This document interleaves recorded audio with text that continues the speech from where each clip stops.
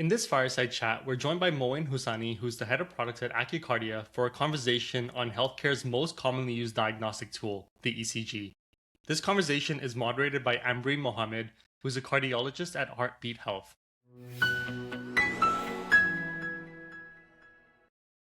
I think all the easy wins in healthcare are gone, so now we're left with these big, expensive, very hard to manage conditions like heart failure. They're very expensive. The patients are on expensive medications. They're ending up in the hospital multiple times. They have costly interventions like mitral valve or mitral repair replacement, et cetera. There are all sorts of things going on, pacemakers, et cetera. If you can avoid patients getting to that point, I think that's the key. That's the magic, and AI is going to be the key technology that enables that earlier intervention.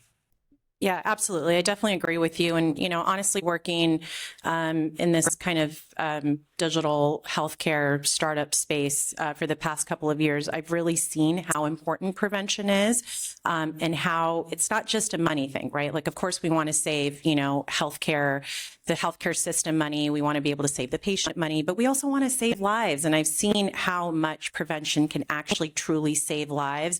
We've been doing a lot of asymptomatic screening with remote monitoring, and we've actually seen a lot of different arrhythmias that have come up that patients wouldn't have known otherwise.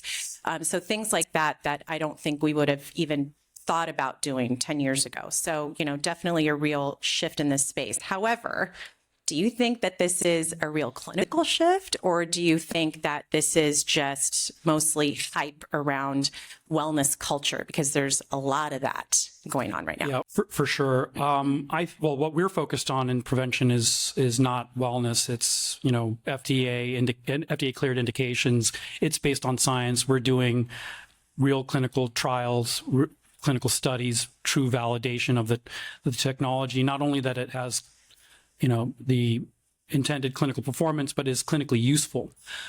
So for where we're focused and where a lot of the innovation is happening, I do think it's real, but there is also a big wellness contingent to it. And I wouldn't write off all wellness as snake oil. I think there's a lot of real wellness applications that are meaningful. You just have to be careful about the claims that people are making with their wellness approaches. But generally, like the things that people are saying around lifestyle are good. Wellness apps are about improving lifestyle, informing or improving behavioral patterns so that patients have a longer health span.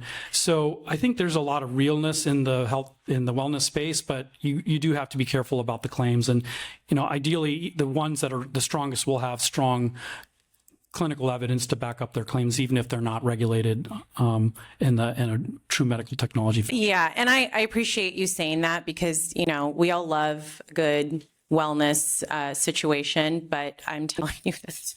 As a doctor, how much of the snake oil I see every day.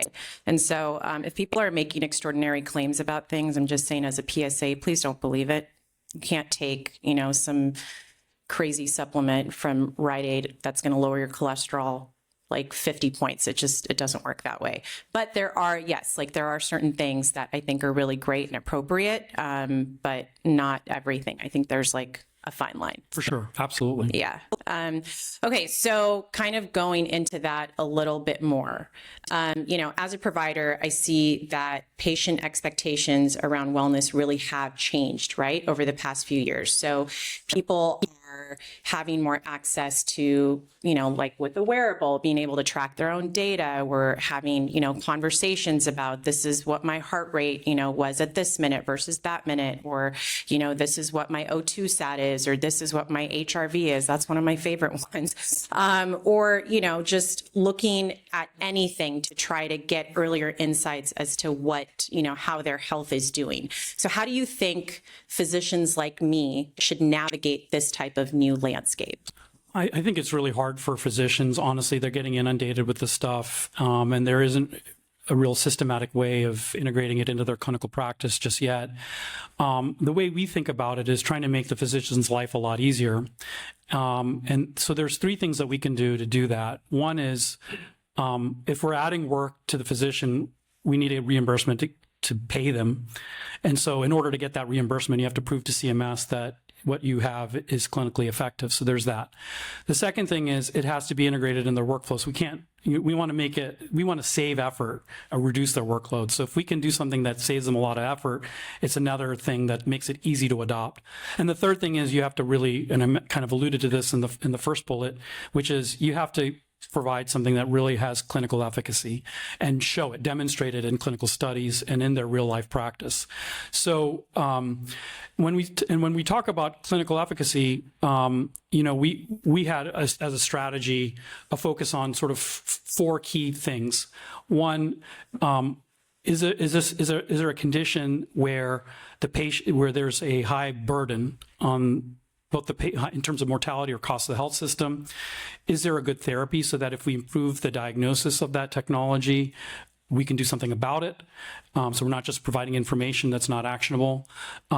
Is there something special that we can bring to the table using ECG and our algorithms? So those are kind of the lenses that we put on identifying the technologies that would help facilitate or provide tailwinds to the adoption of the technology.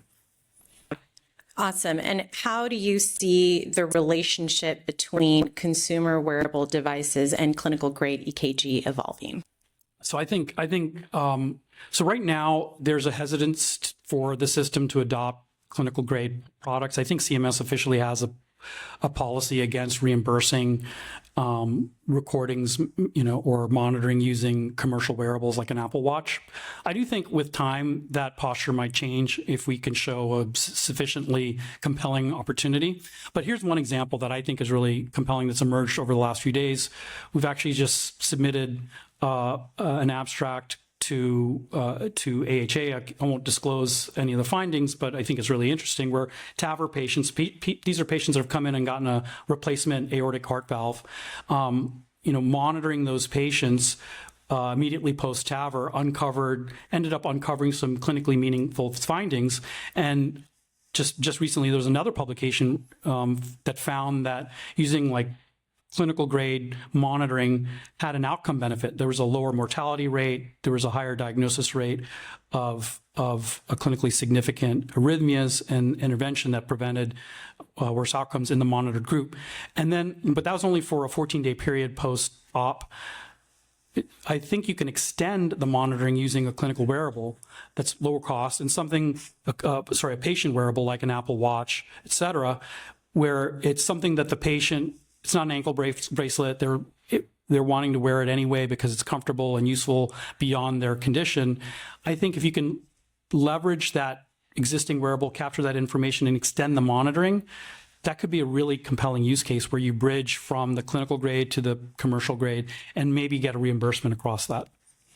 Yeah, thank you for that. And I think this kind of goes into the next part of our kind of Q&A here, where EKG is now being used as a biomarker, right? And again, I would have never thought, even when I was up and coming and training, that EKG had any other purpose but looking for arrhythmias or ischemia or, a previous heart attack or maybe infiltrative disease. We have, various patterns on an EKG that we use that we're really, really good at reading at most of the time. And it's kind of like our version of a chest x-ray. We know what to use it for. It's easy. It gives us a lot of information.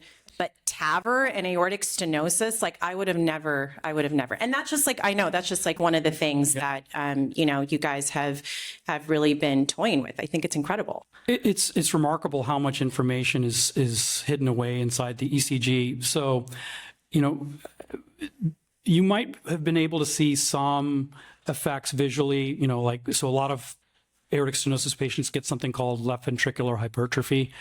Basically the left ventricle is pushing against a narrow valve and then it enlarges.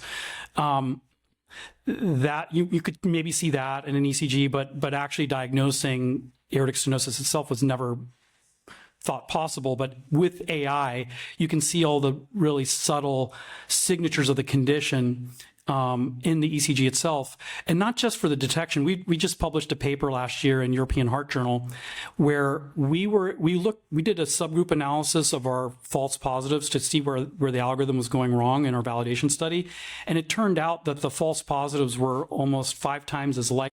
So that means not only, we were able to see pre-positive cases. So those false positives were in many cases pre-positive, meaning that we could see electrical remodeling in the heart before it was visually identifiable in an echocardiogram and in medical imaging. So that's remarkable. We could predict future onset and maybe identify who should maybe receive there's emerging drugs to prevent aortic stenosis coming out. About 15% of heart failure patients are truly cardiac amyloidosis patients, just misdiagnosed. And then there's really effective therapies that have just come to market that can stop the progression of the disease, but they're only really effective if you catch the patients early. It doesn't reverse the condition. It's just, so you want to catch them early. So what if you can flag those patients that need the advanced workup, the cardiac MRI, the ultrasound, all the other fancy workup in order, the nuclear imaging, all that stuff to identify whether they truly have cardiac amyloidosis. What if you just use an existing $10 ECG and say, hey, this person's at risk, do the workup and catch them earlier? Yeah, I love that. Especially when I was just going to say with like hyperkalemia, we always like catch it after the fact. There's like a very classic EKG finding with peak T waves. And so, someone's in big trouble when you see that. So the fact that you can like catch it earlier and help manage medications that potentially, patients really need to be on when it comes to blood pressure, heart failure, or whatever. And then I was also going to say with cardiac amyloid, you're absolutely right. It is one of the most underdiagnosed conditions that we have, and it can kill a lot of people. And once you're in cardiac amyloid that's so far down the line diagnosed, it can't be reversible, even with the great medications that are coming out now. And so if we can detect it earlier and earlier, and we, even as an imager, I, try to look at an echo or other imaging and really try to see if I can see it. But a lot of times you just can't, and you can miss it, even as an expert. I'm not saying I'm an expert, but I'm just saying as an expert. So the fact that you guys can apply that type of technology to an EKG is incredible. Yeah, it's just remarkable how many things have a physiological manifestation in the ECG. And now with the proliferation of wearables and with machine learning that can see the manifestations of those conditions, it's now a much more useful tool. And so we have a vision to, we have these beachheads, but we have a vision to create tools for monitoring heart failure to help tune up patients before they result in a hospitalization. Hypokalemia, other electrolyte dysfunctions, like hypokalemia is a common issue in heart failure patients. Tracking that using an Apple Watch or any other lead one commercial wearable. There's liver dysfunction. You can even predict who has stroke risk. Using ECG. So there's a ton of things, other cardiomyopathies. So not just infiltrative, but dilative cardiomyopathies. We have a broad vision to expand the portfolio of algorithms beyond what we've recently created, but we want to prove the utility first in our beachheads and then expand beyond that. I love it. And it's very exciting, but now I'm going to push you a little bit. Okay. Because as a clinician, there's a few things I start to think about when I think about AI. Because again, I have a love-hate relationship with AI. I think about how can this type of technology be applied to many different types of patient populations? Because I'm assuming you're probably just testing in maybe an academic center or, maybe higher pain type of patient population. But a lot of us, see patients that live in rural areas or, with different socioeconomic statuses. And then they have different types of, technology that they're dealing with, right? Or different type of diagnostics that they're dealing with. And it's not the same as you would get at Harvard or Columbia down the street, right? Or am I going to be able to trust the output of what I'm seeing?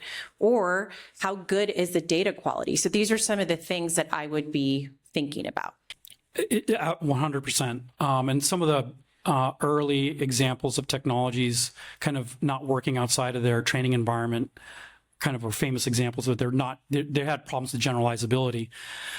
We learned those lessons early on. So initially, we were a Mayo Clinic platform accelerate company. So we went through the Mayo Clinic accelerator process and purchase access to their data set, which is excellent. But it's it's an academic medical institution. It skews heavily white and affluent. And so after we trained our models there and validated there and saw impressive performance, we took pains to validate in real world environments. So we've done validations in population health studies like ERIC, which has is a population health study focused on underserved populations like the African American community. We've partnered with data platform companies like Dandelion Health, which has a focus on creating a platform using real world data, not academic medical institution data. So we actually published a number of abstracts, for instance, for hyperkalemia, using data from Sharp Health System in San Diego, Texas Health Resources in North Texas, and then the Dakotas, Sanford. So Native American, Latino, African American. We're looking at real world data in diverse types of hospitals in geographic diverse locations. So we've made that a priority as part of our validation process. Additionally, and actually how we initially met Jeff, the founder of Heartbeat Health, was we approached him years ago when we're getting our FDA clearance to produce our adjudicated data set for FDA clearance for AccurECG, or ambulatory cardiac monitoring data set. So we took real world data from Heartbeat Health nationally. We had multiple cardiologists from Heartbeat Health adjudicate the data set, 1,000 patient data set. So we had a great sample, an order of magnitude more than our predicate. And, we made sure that it was very, very representative and we had the best adjudication process possible. Awesome. So if you had to pick one challenge that, if solved, unlocks everything else, what would it be? I don't, this space is really hard. So I don't think there's like one silver bullet or panacea.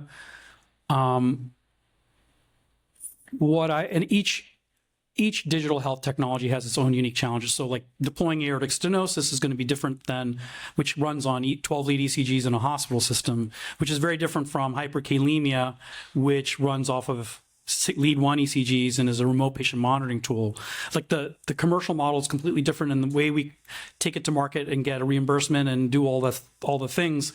Each one has its own unique challenges. But I would say the key hurdles is the clinical validation, the proof in the pudding that it performs, that it's useful, and then you use that to get a reimbursement. Those things are key.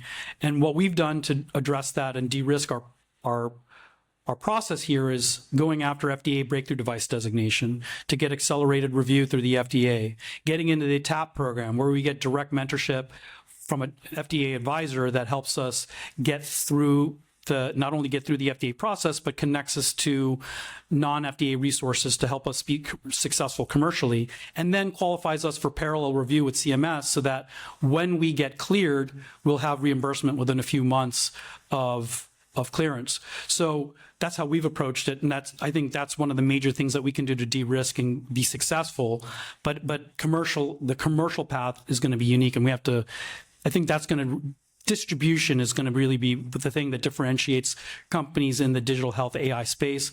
The innovation is easy. Training a model took us 3 weeks. Validating it, publishing, we did that in less than a year. But getting through FDA, getting reimbursement, commercializing, that's the hard part. And it's even harder for this sort of thing because there's no paved path. That's going to be the differentiator. And I would say solving that is going to be the thing that separates the successful companies from those that are not. Well, it sounds like you guys are well on your way. So I'm really excited to see where this technology goes. And my last question would be, where do you want to see this company and just the field in general to be in 5 years? I want AI ECG to be the next. I want to make it sexy again. I want it to be the next TAVR. He's going to keep saying that. I want it to be, the next, coronary lithotripsy, the next mitral valve repair replacement. I want it to be one of those sexy things. The next CTFFR, the next cool thing in cardiology and beyond. right? So not just cardiology, but I want it to be the area where there's investment dollars chasing the opportunities, not the innovators chasing the investment dollars. That's what I'd like to see in the next few years, and that's our mission. Great answer. And honestly, I think it's getting there. AI is being used a lot, not just in this space in cardiology, but different other, spaces as well. And again, love-hate relationship, but I'm going to have to start loving it a lot because it's going to be everywhere. So thank you so much. This was such a fun conversation. And I think, we have a few minutes for questions. Hi. Hi, great conversation. I have one question only. There's also patch-based ultrasound systems coming out. I don't know if you know them, like you can attach it on your skin. Do you foresee in the future patch ultrasound systems replacing ECG systems, or do you think they'll be like a complementary technology that will be used together? Thank you. Super interesting question. I don't know enough about the patch-based ultrasound technologies to answer that, but I think that they'll be complementary. My hunch is that they'll be complementary. The information, they just have different information, right? You can get, in imaging, you can get anatomical and some functional imaging, like flow and things like that. But you don't necessarily get the electrical remodeling. You don't get necessarily all the arrhythmia information or some of the things that we're seeing in our novel applications. Like we won't necessarily see in ultrasound hyperkalemia. You might see aortic stenosis, but not hyperkalemia. So I think they'll be complementary. And it remains to be seen how good the quality of those patch-based ultrasound systems are. Right now, ultrasound is a really hard modality. You need a skilled echocardiographer. And that we've seen in outside of the research setting that the quality of the imaging done can be highly variable. They don't necessarily have all the measurements in there. So that's been a challenge for us when we do validations in real world settings. And so I think there's a long way that can go that can be used to improve that modality. I've been seeing a lot of interesting innovation in the ultrasound space around, AI to guide the technologists to do better studies, or gathering non-technologists like hospitalists, et cetera, to do better POCUS studies. I've seen people using robotics to do better. So we'll see where all those converge and what emerges in the ultrasound space. I think it's really interesting, but I think it'll be complementary. It won't replace ECG. ECG is too easy, too cheap, too ubiquitous. I don't think you're going to put necessarily an ultrasound in a smartwatch. I think they'll be complementary.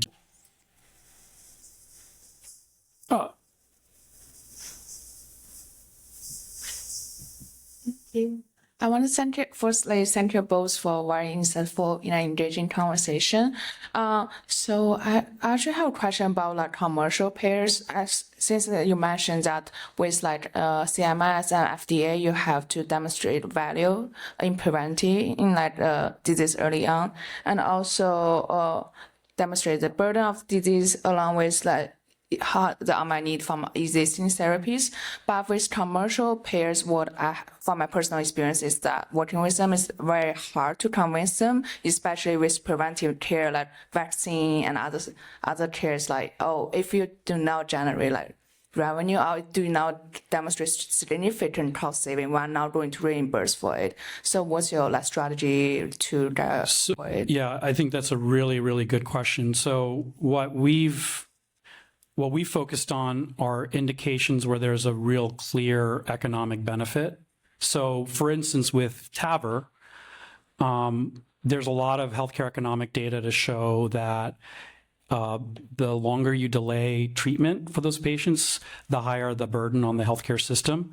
There's an average of, I think, a $12,000 a year additional cost of the health system, so that there is an incentive for the healthcare system to find those patients earlier and treat them earlier and get better outcomes. So there's that.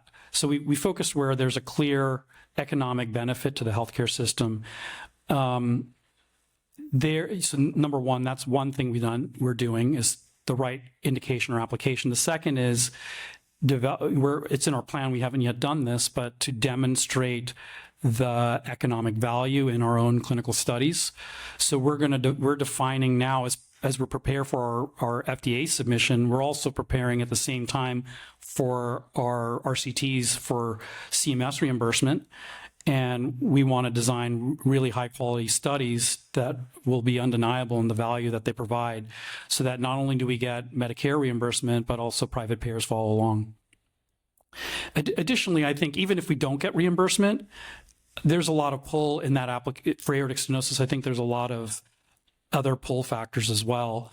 The procedure is profitable for hospitals. There's an average contribution margin of $8,000 for the hospital. So the hospitals have an incentive to find those cases. And the structural heart companies are making plenty of money on those valves. So there's a lot of tailwinds there. So that's why we've selected that there's a sort of inertia or tailwinds that would help adoption even if we don't get reimbursement. But there is a CPT-3 code, by the way, for AICG applications. And once we get cleared, I think we'll slot into that. It's $129 a pop. So, all of those things together, I think, would really help drive adoption. So we've focused very closely on that when we were picking our beachheads. Hello. Hi.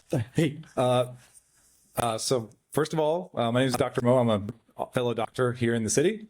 I just wanted to say I've been involved in medtech since like 2017, going through the similar process of the FDA with our startup. I just want to tip my hat to you because the fact that you've built this platform and you're actually treating patients, you're actually on the market, I feel like in such a short amount of time is quite an accomplishment, because the FDA is usually the number one bottleneck that kind of backs up a lot of startups, which is kind of similar to mine.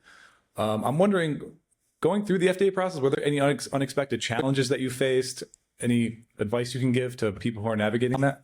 I would say the number one piece of advice that I could say anyone in an early stage company navigating the FDA, what they should do is reduce the surface area of attack. Reduce the number of vulnerabilities in your submission, and don't try to throw the kitchen sink in your first submission, right? So simplify it down to whatever you really, really need and submit that. So we initially went in and we had we're now cleared for 14 different arrhythmias, and it was a very complicated submission process. We had to get clearance for each one of those 14 indications. It was very hard, very complicated. And we had 40 initially. We cut it down from 40 to the core 14. So number one, there's that. I think we were also surprised by things that were non-clinical, like cybersecurity. So we learned really quickly that we needed to think about that a whole lot more seriously than we had initially. And now we're really, having gone through the process, really good at the full process. But if I were to give one key piece of feedback, is reduce your surface area of attack. The other thing I would do is make the FDA your friend. Like, we have an incredible working relationship with the FDA. They're actually helping us. They're not a roadblock or an obstacle, and that's the approach we take with them. I mean, I would, if you have the right indication, I would highly recommend going for breakthrough device designation. So if you have a technology that does not have a substantial equivalent on the market and you're treating or diagnosing a life-threatening condition, go for that and get into TAP. And it is incredible how helpful the FDA becomes to move you along the process. So I would say those are the things that I'd recommend for an early stage company. Hi guys, thank you for the great talk. I just wanted to go to her question again about validation, and I think that's like really important. So my question is for you guys at AccurKardia is like, how do you guys continuously approach like the validation of your system? Because you had mentioned that there was a thing that you had 1,000 patients data set. But like in the grand scheme of things, like if we look at like the autonomous driving industry, they're running these simulations billions of times before they're ever put on the road. So my question is, and the reason I'm asking is because I'm building exactly that. I'm building like a trained environment for healthcare AI agents and tools. So just wondering how you guys approach. So that specific 1,000 patient validation study that Heartbeat Health helped us with, that was specifically for our FDA submission.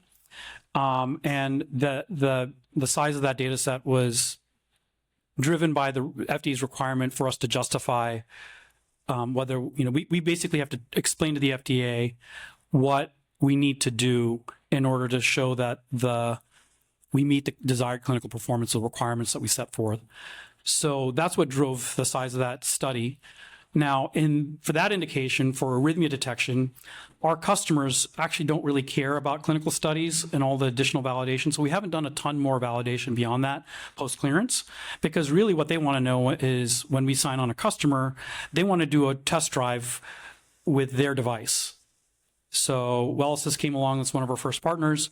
They wanted to see how well our algorithm performed on their device with their data. And so we do a mini clinical study for each customer as they are evaluating whether to use our software or not. So that's how we address that use case. But then for the novel applications, we are trying to get the largest, most diverse data sets possible economically. And we look for, we look at UK Biobank, ERIC. We have investigator-initiated studies with people at Baylor and Texas Heart, Baylor St. Luke's Texas Heart, where they've gotten us access to their data at their institution and done some really interesting work with our technology. And then we've purchased access at the Mayo Clinic and data platforms like Dandelion. So we're always looking for what is it that we need to do to convince physicians to use our technology, and what's the most compelling data set that we can find to do that. And it depends on each indication what your needs are. So it's hard to have a blanket recommendation, but you have to figure it out from what the requirements are. All right, can we give a big round of applause? Thank you for the really thoughtful questions. And thank you for having me.